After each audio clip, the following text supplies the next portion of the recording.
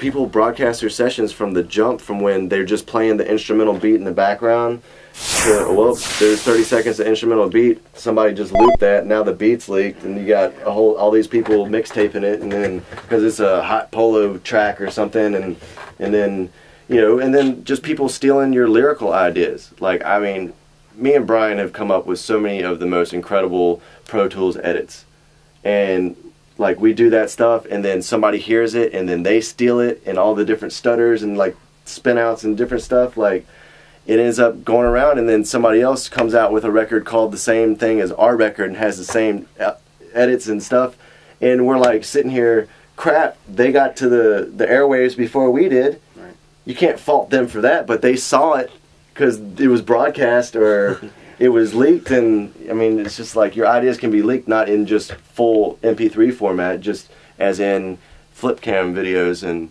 and broadcasting it live. Like, I'd rather see that stuff after the fact that the record comes out than before it comes out, because the steam. But your steam runs out. The part about all that, like with the leaks and the Ustream, is the good part is that there's still the desire for people to be part of the music, and it's just what's happened though is the music creators have opened up a little too much.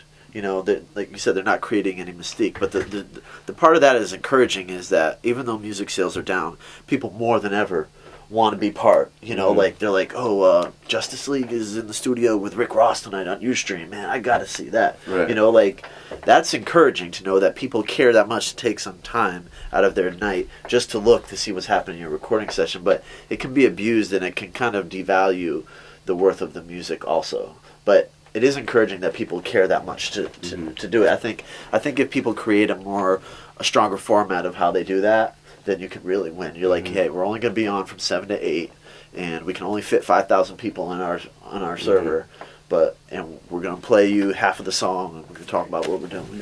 Instead of just sitting there talking about hoes for 4 hours or something. You know what I mean? Like, yeah, but that's the encouraging part. Like, that people still are reaching for music. The fact that they're even trying to get into our email to leak something, it's encouraging in a way because they care. Like, I get emails every single day, people trying to fish into my account. Oh yeah, jeez. And if the good part of that is that they care enough that I'm on these projects. The bad part is that I have to call Apple every week and say, these are all the addresses that are trying to get into my email, but I have to change my password every 5 days. But yeah, that's the encouraging thing is that there's still demand for music more than ever.